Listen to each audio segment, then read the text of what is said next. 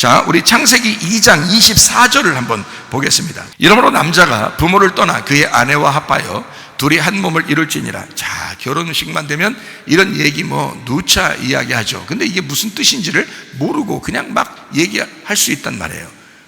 자, 우리 오늘 자세히 한번 보십시다. 신랑이라는 남편이 뭐 하는 사람이에요? 너 뭐 하는 작자냐? 물어보면 뭐 하는 거예요? 신랑이라는 남편이 뭐 하는 사람이에요? 여러분이 글쎄 밖에 나가서 일하고 그냥 돈 벌어다 주는 기계인가? 이렇게 생각할 수도 있는 거고, 신부 너는 뭐 하는 사람이냐? 신부인 아내는 너 뭐 하는 사람이냐? 너 뭐 하는 작자냐? 라고 물어본다면 뭐라고 하겠어요, 여러분? 글쎄 집에서 설거지하고 밥하고 빨래하고 청소하고 애기 보고 이런 거? 그런 사람이다. 아내를 그렇게? 좀 이상하잖아요. 우리가 뭔가 하나 개념을 정확하게 가져야 되는 것이 있다. 정확하게 신랑이라는 남편은 뭐 하는 작자냐, 신부인 아내는 뭐 하는 작자냐, 요거를 정확하게 깨달을 필요가 있다는 거예요. 자, 성경적으로 남편, 신랑이라고 하는 사람은 뭐 하는 사람이냐면 씨를 주는 사람입니다. 아내인 신부는 뭐 하는 사람이냐면 씨를 전달받는 사람이에요. 씨를 받는 사람. 이게 성경적인 이야기입니다. 자칼과 네케바, 이슈와 이슈아는 원래 그런 의미를 가지고 있습니다. 남편과 아내, 남자와 여자는 이런 의미를 가지고 있어서 남자는 씨를 주는 자고 여자는 씨를 받는 자입니다. 자, 그러면 잘 생각해요. 그럼 우리가 무슨 씨를 줄 것이냐 이거야. 남자가 씨를 주면 뭐가 태어나요? 아들이 태어나는 거잖아요. 그러니 아버지라는 내 속에 누가 있어야 되는 거예요? 씨가 있어야 되는 거예요. 살아있는 씨가 있어야 되는 거예요. 죽은 씨면 안 됩니다. 살아있는 씨가 되는 건데, 살아있는 씨가 있어야 되는데 살아있는 누구를 전달해 주는 거예요? 아들을 전달해 주는 거예요. 그러니까 살아있는 아들을 여자에게 심는 것입니다. 무슨 말인지 알겠어요? 자, 남자의 아들을, 살아있는 아들을, 그 씨를 여자에게 심는 거예요. 이거를 이제 성경적인 이야기인데, 그 아들이 뭐가 돼야 되는 거예요? 자기 아들, 자기 딸을 심으려고 노력을 하면 그냥 이 세상 사람도 다 그렇게 태어나고 그렇게 살아요.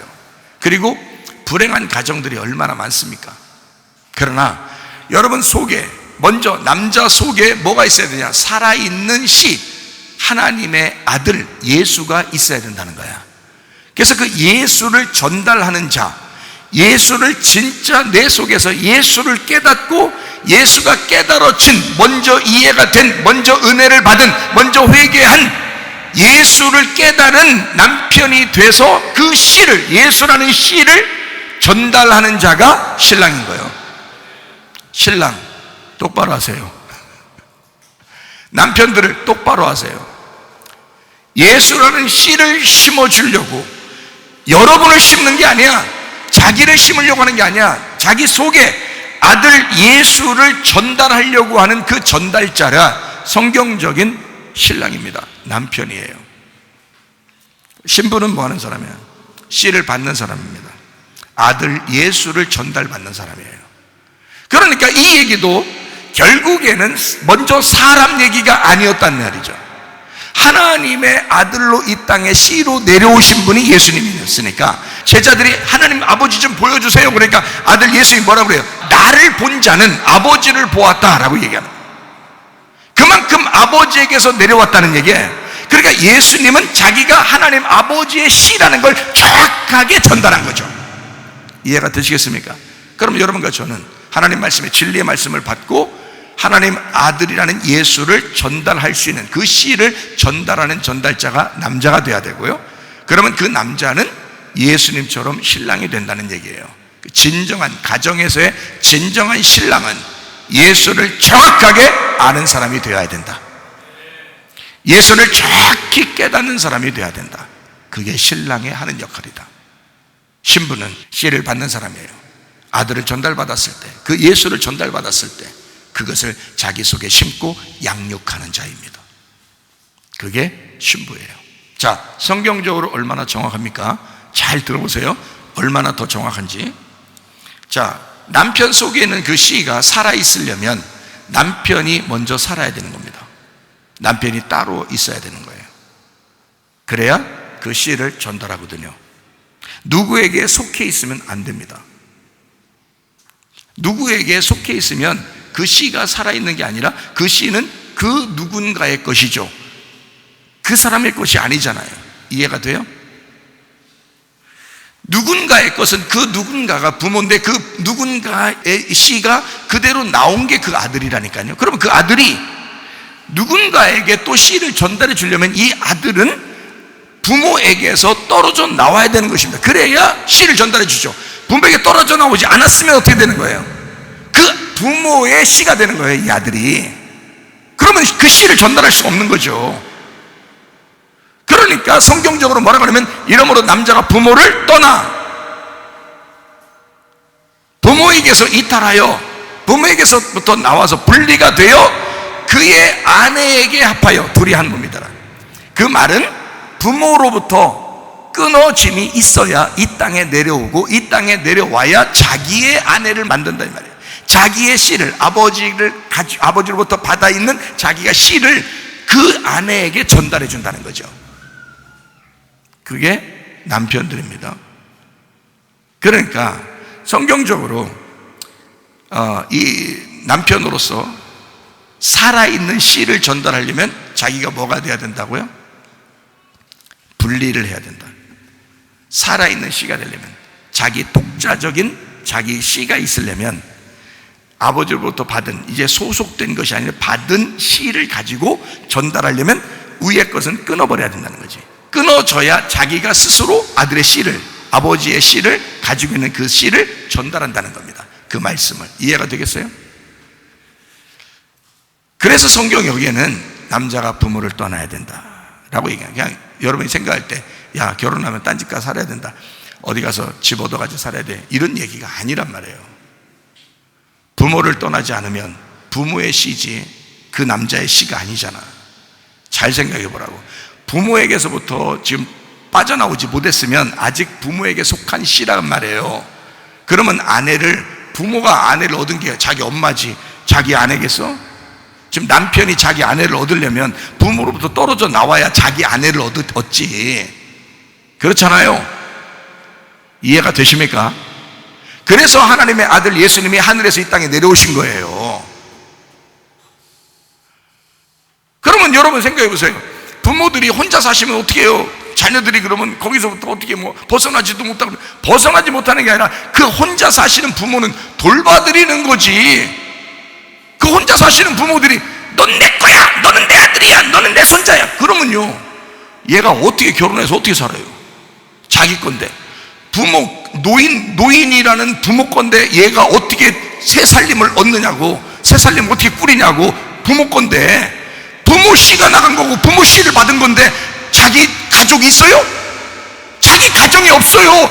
성경이 그렇게 하면 그 부모 때에서 씨가 끝나는 거야. 그 가정이 거기서 끝나는 거예요. 밑으로 전달되려면 부모로부터 끊어져야 된단 말이에요. 끊어져야 단독적으로 자기의 씨가 전달된다고. 이해가 돼요? 자, 그래서 부모를 떠나 둘이 합하여 한 육체를, 하나님의 아들이 부모를 떠났어요.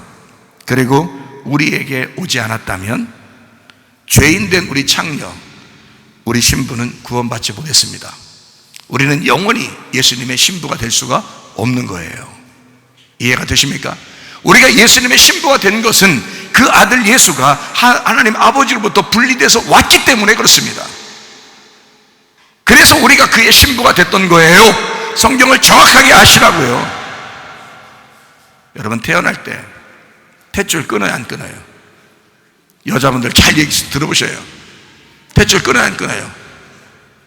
끊어야 돼. 큰일 나요. 안 끊으면 이거 돌리고 다닐 수도 없고, 이걸 어떻게 해, 이걸. 탯줄 그냥 붙들고 영원히 살아요? 내가 먹으면서 탯줄이 가도록 그렇게 해서 그렇게 돌리면 살 거예요? 아니라고. 어린아이일 때는, 결혼하기 전까지는 자기 부모에게 속한 자예요. 그렇죠?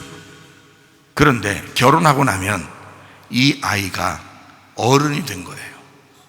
단독적인 아버지가 되는 거라고요. 그 씨를 가진 자라고요. 이해가 되십니까? 누구의 씨예요? 아버지의 씨를 가진 거라고요. 이 예수 아들이 태어나자마자 신부를 얻은 게 아니에요. 자기가 십자가에서 죽으면서 신부를 얻은 거라고. 그때는 장성한 분량이 찼을 때 그렇게 한 것입니다. 이해가 돼요? 어린아이가 아니에요. 어른이 된 거란 말이에요. 그래서 결혼을 시키는 거예요. 이해가 돼요?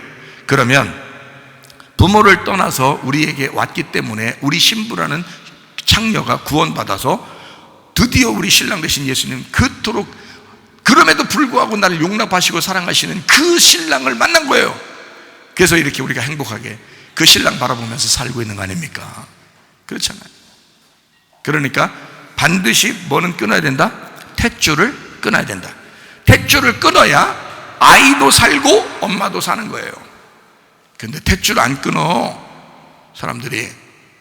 탯줄 안 끊으면 어떻게 돼? 둘 다 죽는 거예요. 무슨 말인지 알겠어요? 애기가 자라나서 이제 10달이 돼가지고 애기가 이제 벌써 나왔는데 아이 탯줄이 붙어있네. 이거 너무 아까워가지고 이거 끊어낼 수가 없어. 그래서 그냥 붙들고 살면 둘 다 죽는 거예요. 탯줄 안 끊으면요. 뭔 말인지 알겠어요? 끊어야 돼. 그래야 둘 다 사는 거예요. 자, 그런데 여기서 이제 포인트를 잘 잡으세요. 육체적인 탯줄을 끊어서 너는 하나님의 아들이고 너는 여기서 따로 성장해야 할, 내가 어느 정도 어릴 때는 돌봐주지만 성장해야 할 하나님의 아들이구나 라는 것을 인정하는 것이 탯줄 끊는 거거든요. 그렇게 딱 탯줄을 끊어놓고 애가 태어나서 살면서 우리가 그 하나님의 아들, 왕자를, 공주를 잘 돌봐주고 이렇게 하면서 키워내놓고 나중에 결혼할 때까지 그냥 내 아들, 내 딸, 뭐 내 거 막 이러면서 그냥 내 거 하면서 이렇게 꼼짝 못하게 하고 자기에게 소속된 것처럼 탯줄을 안 끊고 그대로 붙들고 있으면 어떻게 돼? 둘 다 죽는 거예요. 그 아들이 단독적인 씨를 전달할 수가 없단 말이에요. 이해가 돼요? 그러니까 부모로부터 정신적인 탯줄이 끊겨야 된다는 거야. 심리적 탯줄이 끊겨야 된다는 거야. 영적 탯줄이 끊겨야 된다는 거야. 여러분, 부모가 계속해서 이 탯줄을 끌어안고 살면 자녀도 죽고 부모도 죽는 거예요. 그러니까 그 부모가 자녀를 인정해 주지 않고 너는 내 아들이야, 너는 내 딸이야, 너는 평생 내가 하라는 대로만 해야 돼 이러면 그 애는 죽는 거예요. 그 사람은 결혼해도 그 상대방이 정말 죽을 지경으로 사는 거예요. 그런 가정이 우리나라의 옛날 조선시대 때 너무 많았어요.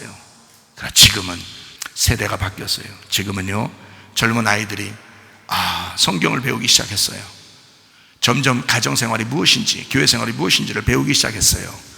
그래서 자기가 행복해야 되는 방법들을 찾기 시작했습니다. 이것은 오히려 잘 된 거예요. 교회 다니는 사람들이 그걸 알으셔야 돼요.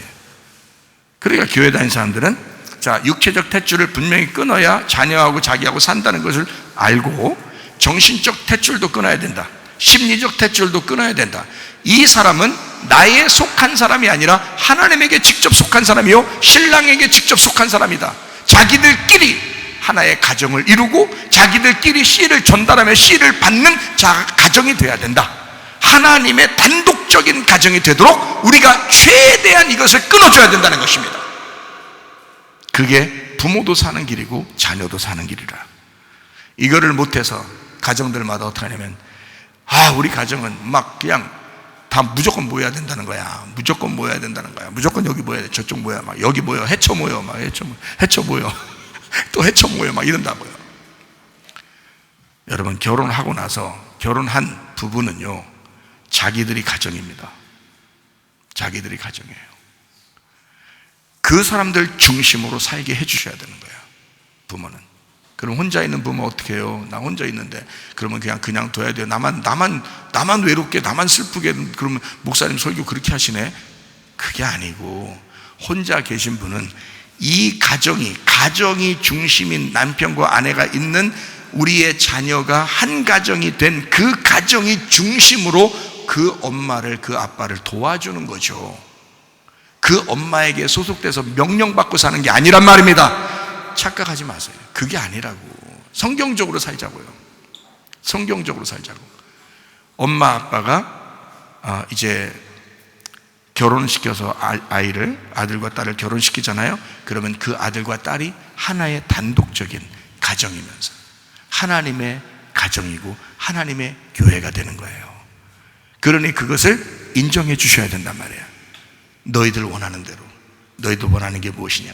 결혼하고 난 다음에는요, 물어봐야 되는 것입니다. 너희들 이렇게 해, 저렇게 해가 아니에요. 그렇게 명령하는 관계가 아니란 말입니다. 이제 끝났어요. 그건 끝났다고. 정신적인 탯줄도 끊어야 되고, 심리적 탯줄도 끊어야 되고, 영적 탯줄도 끊어야 된다. 그래야 둘 다 산다고요. 그러니까 그렇게 명령하는 관계가 아니고 이제는 부탁하는 거예요. 얘기해요. 어때? 요즘 시간 스케줄이 어때? 요즘은 어때? 우리 같이 밥을 먹고 싶은데, 우리는 또 보고 싶은데 어떻게 그쪽 스케줄은 좀 어때? 서로 맞춰봐야죠. 왜냐하면 그쪽도 하나의 가정이니까.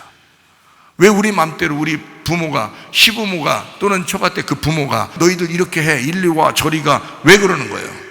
안 되는 거예요. 그러면 성경적이 아니라고요. 그렇게 했었으면 예수 하나님의 아들이 하늘로부터 탯줄이 끊겨지지 않은 상태에 이 땅에 왔으면 우리한테 하나님의 아들의 씨가 전달되지 못했다고요. 우리가 그 예수의 신부가 되지 못했다고. 그렇게 되면 예수가 하나님으로부터 분리가 되어 부모를 떠나 그의 아내와 합하여 둘이 한 몸을 이루었기 때문에 우리가 구원받은 것입니다. 정확하게 아시겠어요? 성경적으로 보니까 너무 정확하죠. 남편 신랑이 부모를 떠나 탯줄이 끊겨야 아내 신부를 구원하는 것입니다. 그게 성경입니다. 저는 여러분에게 분명히 얘기했어요. 개인적인 어떤 사생활이나 사적인 얘기를 하는 게 아니라겠어요. 분명히 성경 이야기를 하는 것입니다. 여러분이 성경을 다 뒤적여보고 그리고 이해하게 되면 어느 날 이 말씀이 제가 말한 게 분명하게 깨달아질 것입니다. 성경대로 사시다가 주님 만나시기를 바랍니다.